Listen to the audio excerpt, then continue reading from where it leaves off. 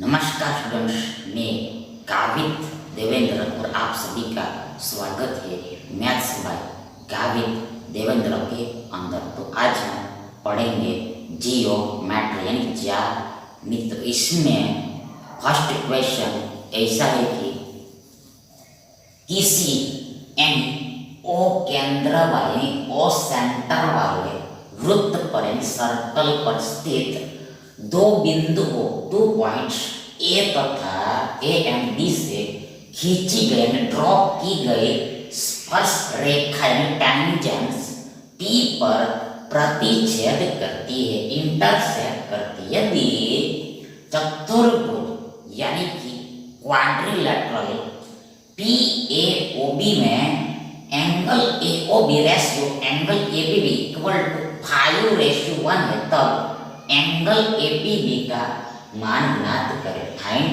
करें। 30 degree, 60 degree, 45 degree and 15 degree. अब यहाँ पर सबसे पहले तो फर्स्ट ऑफ ऑल तो देखो सीख लो। यहाँ पर हमें डायग्राम ड्रॉ करना पड़ेगा, चित्र बनाना पड़ेगा। इसलिए को समझ ले, यहाँ पर देखो हमें देखो सर्कल लेना पड़ेगा, ओ केंद्र वाला सर्कल लेना पड़ेगा। ध्यान देखो यहाँ पर ये हमारा सर्कल हो गया, वृत्त हो गया, और इसका सेंटर यानी कि केंद्र यानी बीचों बीच का पॉइंट ओ दिया है। मान लो यहाँ पर सेंटर ओ है, केंद्र ओ है। आगे देखो वृत्त पर स्थित दो बिंदु यानी देखो एक बिंदु हमने यहाँ पर लिया और दूसरा बिंदु हमने यहाँ पर लिया। एक बिंदु हमने यहाँ पर लिया, एक बिंदु यहाँ पर हमने लिया। आगे देखो इसको हमने नाम ए दिया और इसको नाम हमने बी दिया। देखो पहले हम ड्रॉ करते हैं, पहले हम ड्रॉ कर देते।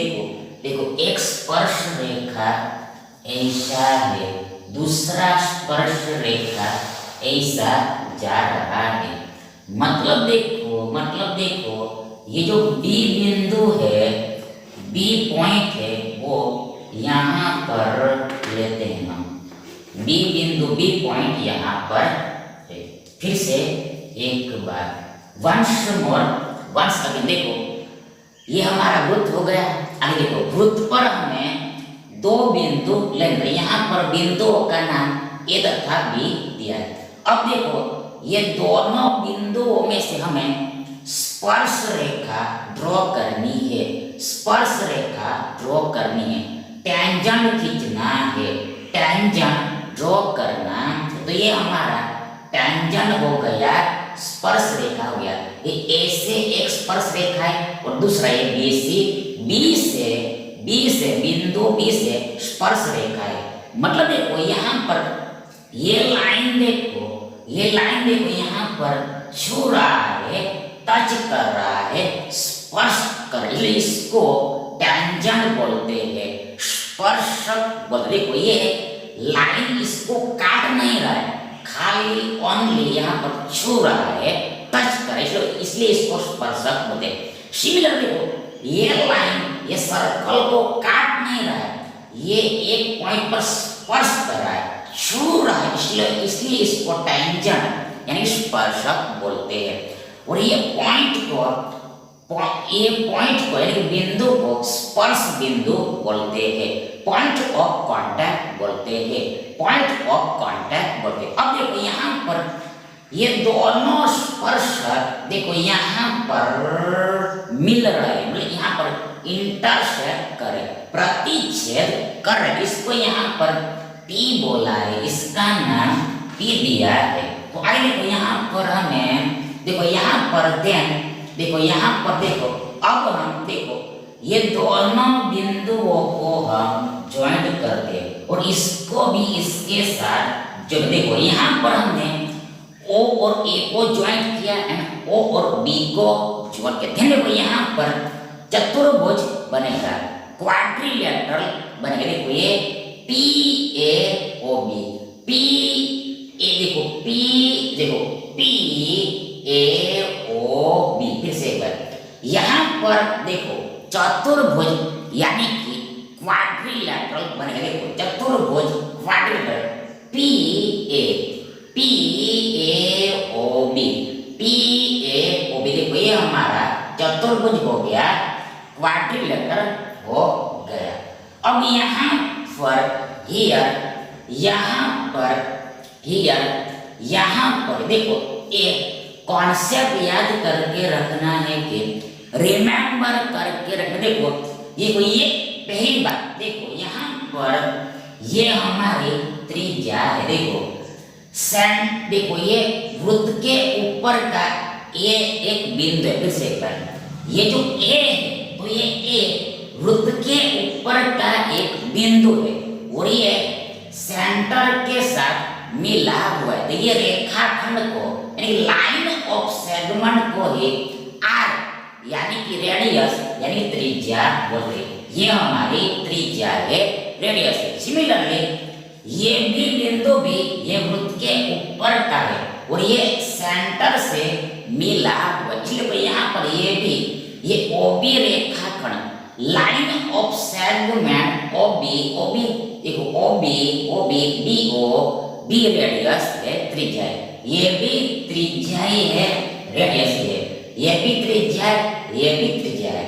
ये चीजें आपको पता ही। अब यहाँ पर देखो कॉन्सेप्ट याद करके रखना ही। देखो ये जो त्रिज्या होती है यानी कि रेडियस होती है तो वो ये टेंजेंट के साथ यानी स्पर्शक के साथ 90 का कोण बनाती है, 90 डिग्री का एंगल बनेगा। यहाँ पर देखो 90 का एंगल बनेगा। सिमिलरली यहाँ पर भी 90 का एंगल किसे पर ये त्रिज्या स्पर्शक के साथ 90 का एंगल बनेगा। किसे पर ये त्रिज्या ये स्पर्शक के साथ यहाँ पर 90 डिग्री का एंगल बनाएगी। अब यहाँ पर देखो यहाँ पर ये quadrilateral P A O B यानी कि ए ओ बी पी यानी कि ओ बी पी यानी बी पी ए ओ कहीं से भी आप शुरुआत कर दो बोलने की, आप कहीं से भी शुरुआत करिए सही होता है। तो आगे देखो यहाँ पर इसमें ये एक एंगल है, ये दूसरा एंगल है, ये तीसरा एंगल है, ये ओ एंगल यहाँ पर है और तीसरा ये पी एंगल है। तो देखो यहाँ पर देखो आगे यहाँ पर देखो एंगल ए ओ बी यानी एंगल बी ओ ए बीच में बदलेगा नहीं, बीच में ओ है तो बीच में ओ रहेगा। ये वाला एंगल और आगे देखो एंगल ए पी बी यानी एंगल पी बी पी यानी बीच में पी है तो बीच में पी बदलता नहीं। आप इस तरह से बोल सकते हो, इस तरह से भी। यहाँ पर ये वाला एंगल और ये वाला एंगल यानी देखो यहाँ पर ये वाला एंगल और ये वाले एंगल का रेशियो दिया हुआ है, अनुपात दिया हुआ है। देखो यदि AOB यानी ए वाला एंगल 5 है तो ये AP यानी ये वाला एंगल 1 है। मतलब देखो ये वाला एंगल 5 दूनी 10 होगा तो ये वाला एंगल 1 दूनी 2 होगा। सिमिलरली यदि ये वाला एंगल 5 तिया 15 है तो ये वाला एंगल 1 तिया 3। जनरली यदि ये एंगल 5x है 5x तो ये एंगल 1x 1x यानी x होगा, x होगा। ये x है तो ये 5x होगा यानी ये 5 गुना होगा, 5 टाइम्स होगा। ये 1/5 टाइम्स होगा इसका। इन शॉर्ट ये 5x तो ये x होगा यानी ये x है तो इसका ये 5 टाइम्स होगा। अब यहाँ पर हमें एंगल AP यानी ये एंगल x का वैल्यू हमें निकालना, ये x का मान हमें आउट करना है। कैसे होगा? तो यहाँ पर देखो ये हमारा चतुर्भुज है, क्वाड्रिलेटरल। तो यहाँ पर हमें पता है कि हमें नो है, देखो ये चतुर्भुज के चारों कोणों का एडिशन यानी कि योग, चारों कोणों का योग, फोरों के फोर एंगल्स का एडिशन यानी कि सम 360 डिग्री होता है। 360 डिग्री होता है, 360 होता है। अब यहाँ पर ये दोनों 90-90 डिग्री, ये 180 हो गया। तो बचा कितना? ये दोनों को मिलाकर 180 बचेगा। 180 यहाँ पर ये 5x प्लस ये x बराबर 180 डिग्री होगा। फिर से ये हमारा चतुर्भुज है, ये चारों कोणों का योग 360 होता है। आगे देखो यहाँ पर ये वाला 90 है, ये वाला 90 90 180 हो गया, यानी ये दोनों को मिलाकर 180 बचे। देखो यहाँ पर 5x प्लस x बराबर 180 होगा। आगे therefore देखो यहाँ पर 5x प्लस 8x से x होगा इधर 180 डिग्री है। तो आगे therefore यहाँ पर x बराबर देखो यहाँ पर ये 6×3=18 होता है। 6×3=18 यानी तो यहाँ पर हमें 30 डिग्री मिलेगा, 30 डिग्री मिलेगा, 30 अंश मिलेगा। यानी ये x बराबर 30 है, यानी कि दैट इज ये एंगल APB यानी कि एंगल BPB 30 का है, 30 का है। यानी कि ये विकल्प ए हमारा सही विकल्प है।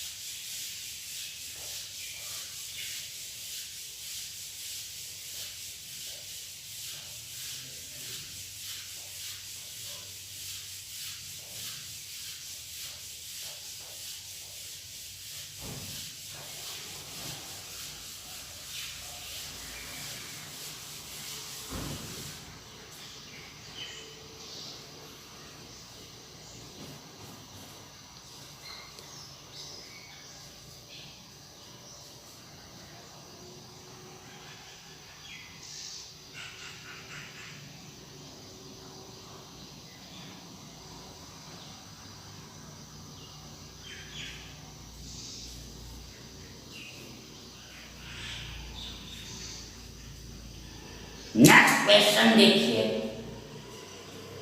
दो वृत्त यानी कि टू सर्कल एक दूसरे को ईच अदर को बाह्य रूप से एक्सटर्नली बिंदु ए पर स्पर्श करते, टच करते हैं, कांटेक्ट करते हैं। PQF उभय में यानी कॉमन स्पर्श रेखा टैंजेंट है जो दोनों वृत्तों को बिंदु P तक Q पर स्पर्श करती है। तब ध्यान एंगल PA यानी एंगल QAP का मान क्या वैल्यू क्या होगा? 45, 90, 80 एंड 4।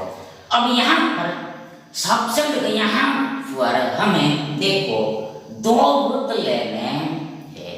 ये दो वृत्त देखो, ये दोनों वृत्त सेम हो सकते हैं या फिर सेम नहीं भी हो सकते। फिर से यहाँ पर देखो दो वृत्त हमें, अब ये दोनों वृत्त सेम हो भी सकते हैं या फिर सेम नहीं भी हो सकते। यहाँ पर रेडियस इक्वल भी हो सकता है या फिर रेडियस इक्वल नहीं भी हो सकता है। देखो यहाँ पर एक सर्कल हमने ये लिया, एक वृत्त हमने ये लिया, एक सर्कल हमने ये लिया।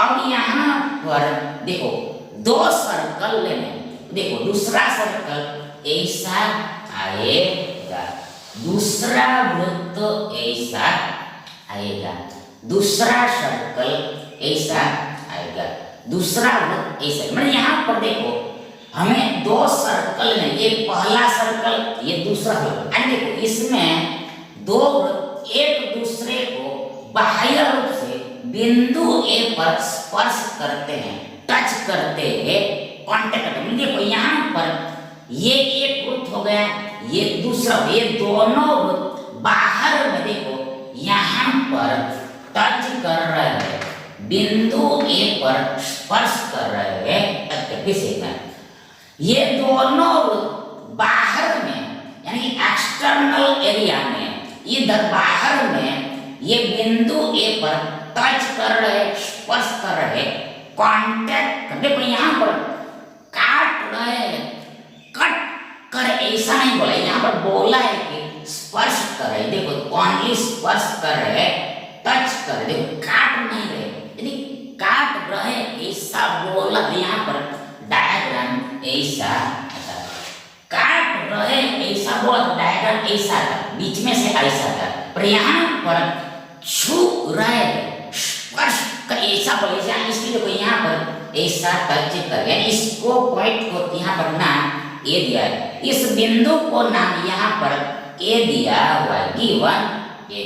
अब आगे देखो यहाँ पर, आगे देखो यहाँ पर, आगे देखो PQ एक उभयनिष्ठ स्पर्शरेखा है, कॉमन टेंजेंट है, कॉमन, तो यहाँ पर देखो ये सर्कल पर हमने यहाँ पर मान लो एक बिंदु, एक पॉइंट P लिया, इस सर्कल पर हमने यहाँ पर एक बिंदु, देखो पहले हम स्पर्श रेखा ड्रॉ करते हैं, देन इजी रहेगा, देखो पहले हम कॉमन टेंजेंट ड्रॉ करते हैं, ध्यान नाम देंगे, पहले हम टेंजेंट को ड्रॉ करते हैं, कॉमन टेंजेंट को ड्रॉ करते, बाद में हम नाम देते हैं। देखो यहाँ पर देखो हमें उभयनिष्ठ स्पर्श रेखा ड्रॉ करनी, देखो उभयनिष्ठ स्पर्श रेखा, देखो ये हमारी उभयनिष्ठ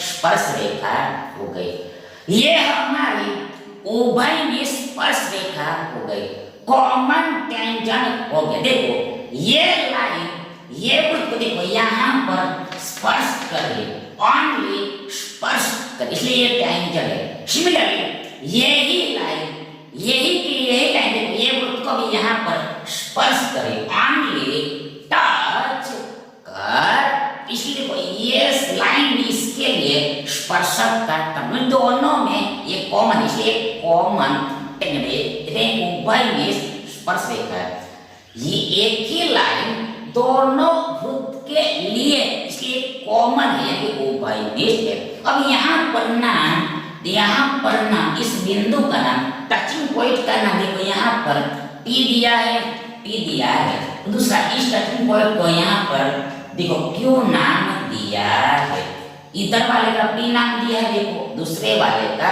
Q दिया है, एक को P दिया है टचिंग पॉइंट, दूसरे को टचिंग पॉइंट Q नाम दिया है। अब यहाँ पर देखो यहाँ पर A है, अब यहाँ पर हमें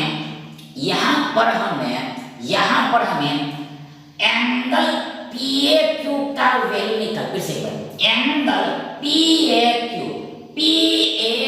यानी QAP, बीच में बदलेगा नहीं, बीच में A तो बीच में A ही रहेगा, देखो PAQ यानी QAP यानी ये वाला एंगल हमें निकालना है। मतलब सबसे पहले यहाँ पर हमें देखो यहाँ पर एंगल बनाना पड़ेगा, कैसे बनेगा, यहाँ पर देखो ज्वाइन करना पड़ेगा, इस बिंदु को इस बिंदु से मिलाना पड़ेगा, ज्वाइंट करना पड़ेगा, देखो इस पॉइंट को इस पॉइंट के साथ भी मिलाना पड़ेगा, तभी ये एंगल ए बनेगा। देखो अब स्पष्ट दिखाई दे रहा है, देखो ये एंगल ए है, ये पूरा एंगल ए, देखो PAQ, ये ए एंगल हो गया, ये ए एंगल हो गया, कोण ए हो गया, PAQ यानी ये एंगल ए, हमें ये निकालना है, ये पूरा आउट करना है, कैसे निकलेगा, हाउ टू, अब देखो सबसे यहाँ पर हम देखो यहाँ पर हम एक लंब ड्रॉ करते हैं, परपेंडिकुलर खींचते, देखो इस बिंदु से ये स्पर्शक पर हम लंब खींचते हैं, परपेंडिकुलर ड्रॉ करते हैं। फिर से ये जो कॉमन टेंजेंट है तो इसके ऊपर इस बिंदु से इस पॉइंट से हम देखो लंब डालते हैं, परपेंडिकुलर डालते हैं। बोले यहाँ पर ये एंगल और ये एंगल दोनों 90 का, बोले यहाँ पर लंब डालने का मतलब यहाँ पर एंगल 90 का बनता है, 90 का बनता है। ये लंब है मतलब इसके ऊपर एंगल 90 का बनेगा, 90 का बनेगा। ये दोनों लाइन के बीच 90 का एंगल, 90 का एंगल बनेगा। ध्यान, इसको ही लंब यानी परपेंडिकुलर बोलते हैं। अब देखो यहाँ पर दूसरी बात देखो, यहाँ पर देखो ये हमने इसके ऊपर लंब डाला है, परपेंडिकुलर डाला, इसलिए देखो यहाँ पर देखो दो समान हिस्सा हमें मिलेगा, दो इक्वल पार्ट मिलेगा, 2 इक्वल पार्ट हमें मिलेगा। मतलब देखो इस बिंदु को नाम हम O देते हैं, इस पॉइंट को नाम हम O देते हैं। देखो यहाँ पर ये PO इक्वल टू OQ होगा, ये PO इक्वल टू OQ होगा, PO इक्वल टू OQ का। किसे ये लंब है तो ये लंब क्या करेगा, ये PQ को समान टुकड़ों में बांटेगा, PO इक्वल टू OQ का। अब यहाँ पर ये जो OA है यानी AO है, ये भी ये टुकड़े के बराबर भी हो। देखो फिर से एक बार देखो, यहाँ पर आपको याद करके रखना है कि रिमेंबर करके रखना है। देखो ये लंब इसको 2 टुकड़ा में बांटे और आगे ये एक टुकड़ा इसके बराबर होता है, तो OA बराबर होता है। नहीं देखो ये भी बराबर ही होगा। फिर से ये टुकड़ा भी इक्वल, ये टुकड़ा भी इक्वल, ये टुकड़ा भी इक्वल। फिर से PO equal to OQ equal, देखो यहाँ पर PO equal to OQ equal to ये OA होगा। यहाँ पर ये PO equal to OQ equal to ये OA होता है, ये तीनों टुकड़ा समान होता है। अब यहाँ पर देखो ये हमें पूरा एंगल निकाल, तो यहाँ पर देखो यहाँ पर हमें 2 त्रिभुज दिखाई देगा, 2 ट्रायंगल दिखाई देगा। देखो पहला त्रिभुज POA, दूसरा OQA। फिर से यहाँ पर 2 ट्रायंगल बन रहा है। देखो पहला ये POA और दूसरा AOQ, QOA, APO, ये दोनों त्रिभुज बनेगा। अब ये दोनों त्रिभुज में ही हमें कार्य यानी कि फर्क करना है। देखो यहाँ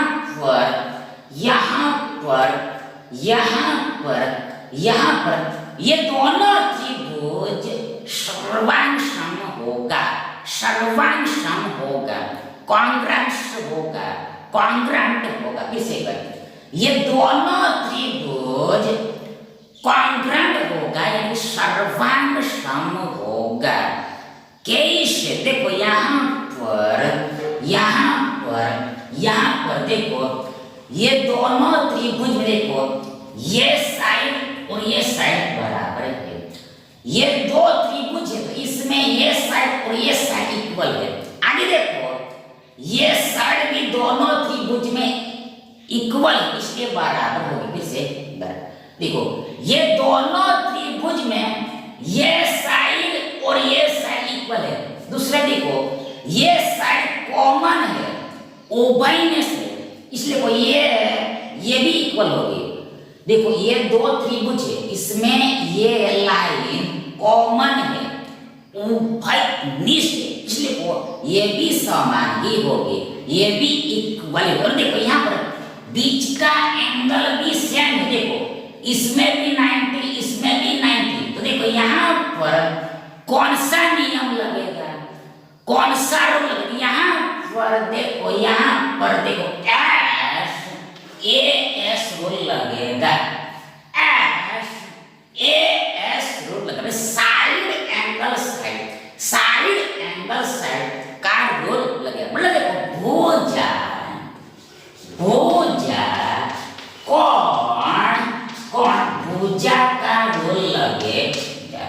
भुजा कोण, भुजा का नियम मतलब यहाँ पर एस ए एस के एक कोण यानी भुजा कोण भुजा के हिसाब से ये दोनों ट्रायंगल सर्वांग सम होगा, सर्वांग सम होगा, सर्वांग सम होगा, कॉन्ग्रुएंट होगा, सर्वांग सम होगा, कॉन्ग्रुएंट होगा।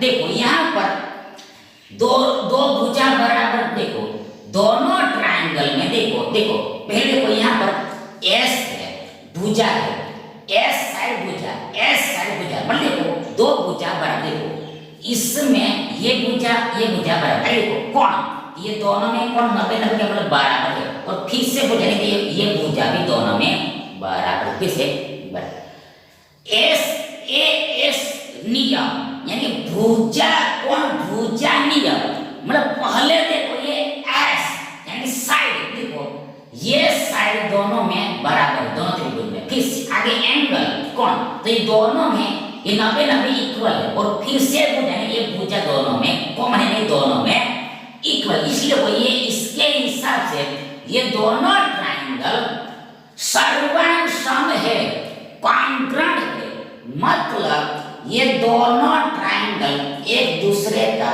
फोटोकॉपी होगा, फोटोकॉपी होगा।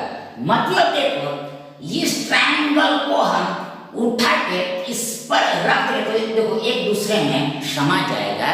फिर से एक बार, यदि हमने इस ट्रायंगल को उठा के इस पर रख दे तो इसमें एग्जैक्टली बैठ जाएगा, एग्जैक्टली आ जाएगा, ओवरलैपिंग मुझे इस समय समझ। इन शॉर्ट ये दोनों एक ही त्रिभुज है, सेम ही है, फोटोकॉपी है, साइज भी सेम है और दिखने में भी सेम है, साइज भी सेम है और दिखने में भी सेम, इसलिए इसको कॉन्ग्रुएंट बोलते हैं, सर्वांग सम, मतलब देखो सभी अंक बराबर होगा, सभी पार्ट्स इक्वल होगा, तीनों भुजाएं भी बराबर होगी और तीनों एंगल भी बराबर होंगे। किसे ये दोनों ट्रायंगल सर्वांग सम है, मतलब तीनों कोण भी बराबर होगा, मतलब संगत कोण बराबर होगा, कॉरेस्पॉन्डिंग एंगल इक्वल होगा एंड कॉरेस्पॉन्डिंग साइड भी इक्वल होगा, यानी कि संगत भुजाएं भी बराबर होगी। किसे ये दोनों ट्रायंगल सर्वांग सम है, मतलब संगत कोण बराबर है, कॉरेस्पॉन्डिंग एंगल इक्वल है एंड कॉरेस्पॉन्डिंग साइड संगत भुजा भी बराबर होगी।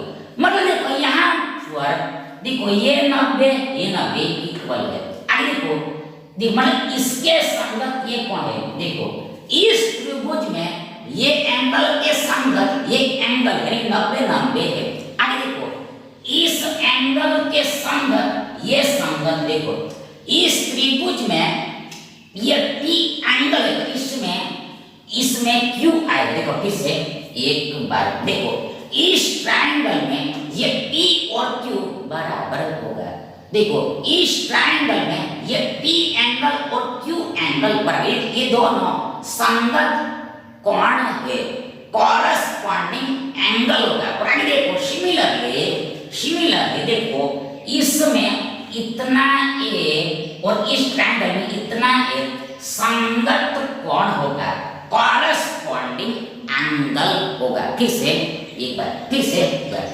अब हम देखो कॉरेस्पॉन्डिंग एंगल की बात करें, मतलब यहाँ पर ये दो त्रिभुज, देखो इसमें देखो ये ट्रायंगल में ओ ये है, देखो ये ट्रायंगल में ओ एंगल इतना है 90 और ये ट्रायंगल में ओ एंगल ये है, तो ये संगत एंगल है, संगत कोण है, तो ये बराबर ही तो है, ये 90 और आगे देखो दूसरा इस ट्रायंगल में P के संगत Q है, तो ये दोनों भी इक्वल होगा। सिमिलरली इस ट्रायंगल में A एंगल इतना है और ये ट्रायंगल में A एंगल इस वाला इस तरफ है, ये दोनों भी इक्वल होगा, ये PAO और OAQ भी इक्वल होगा, तो ऐसा समझना। आगे देखो दूसरी बात भुजा भी इक्वल होगी, पर इसकी जरूरत हमें नहीं। मतलब देखो यहाँ पर इसके संगत ये भुजा, ये दोनों बराबर ही तो है। आगे देखो इस ट्रायंगल में ये भुजा है, तो इस ट्रायंगल में यही भुजा है, समान ही है, संगत भुजा यही, तो ये इक्वल ही है दोनों में, सीधी सी बात है। आगे देखो इसके संगत ये भुजा, ये दोनों भी बराबर ही होगा, ये भुजा और ये भुजा भी बराबर होगा। तो ऐसा समझना होता है किसको, सर्वांशम को, यानी कॉन्क्रीट में। देखो ये जो संकेत है, यानी ये जो नोटेशन है, ये संकेत यानी नोटेशन कॉन्ग्रुएंट का है, सर्वांशम का है, सर्वांशम का। अब यहाँ पर देखो मैं एंगल पी ए क्यों निकाले, पूरा एंगल आउट कर। देखो यहाँ पर देखो एक ट्रायंगल पी ओ एम है, पी ओ एम, देखो यहाँ पर ये भुजा और ये भुजा बराबर है। तो इस ट्रायंगल में दो भुजा इक्वल, इसमें दो कोण भी इक्वल होगा। इस ट्रायंगल में दो साइड इक्वल, इसलिए देखो दो एंगल भी इक्वल, सामने वाला एंगल इक्वल होगा, ऑपोजिट एंगल इक्वल होगा।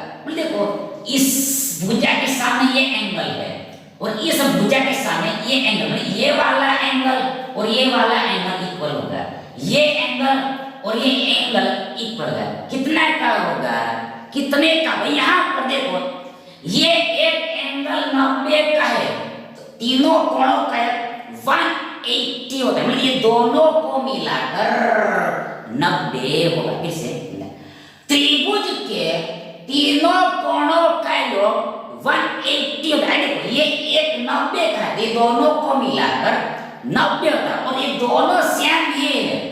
तो देखो एक्स्ट्रा बात, ये दोनों सेम ही होगा, इक्वल। तो ध्यान देखो यहाँ पर 90 को हम दो टुकड़ों में पढ़ेंगे, 90 का हम आधा करेंगे, हाफ करने को 90 का आधा 45 होता है, 45। मैं यहाँ पर ये एंगल भी 45 का है, ये एंगल भी 45 का है। कैसे, एक बार ये दोनों एंगल समान है और दोनों को मिलाकर 90 होगा, तो ये 45 में बढ़ जाएगा, ये भी 45, ये भी 45। एंगल PAO, एंगल PA यानी एंगल OAP 45 का होगा। अब हमें ये निकालना पड़ेगा, इधर वाला निकालने यहाँ पर ये पूरा एंगल अब ये, यदि हमने इस तरफ का एंगल आउट कर लिया, यानी ये पूरा एंगल निकल जाए। देखो यहाँ पर, देखो यहाँ पर श्याम कहानी होगी, मतलब इस ट्रायंगल में ये दो भुजा बराबर, तो सामने के एंगल भी बराबर हो गए। तो इसके सामने देखो ये एंगल है, इसके सामने ये एंगल, यानी ये एंगल और ये एंगल इक्वल है, तो ये एक एंगल 90 का है, ये एक एंगल 90। देखो ये दोनों को मिलाकर 90 होगा, ये 90 भी दो टुकड़ों में बढ़ाएंगे, ये भी 45 का होगा, ये भी 45 का होगा। नहीं, एंगल OQA 45 का होगा, एंड और ये OAQ यानी QA भी 45 डिग्री का होगा, 45 डिग्री का होगा, 45 का होगा, 45 डिग्री का होगा। तो इस तरह से भी आप निकाल। दूसरी बात, आप दूसरे तरीके से भी समझ सकते हो, कैसे, कई सारे रास्ते होते हैं समझने के लिए। तो यहाँ पर देखो ये दोनों त्रिभुज सर्वांशम है, कॉन्ग्रुएंट है, इसलिए तो यहाँ पर कॉरस्पॉन्डिंग एंगल इक्वल है। मतलब देखो ये 45 है तो ये भी 45 का, ये 45 है तो ये भी 45 का, इतनी सी बात है। तो हमें ये पूरा एंगल आउट करने को, यहाँ पर 45 प्लस 45 90 डिग्री होगा, 90 अंश होगा, 90 अंश होगा, 90 अंश होगा। मतलब देखो ये पूरा एंगल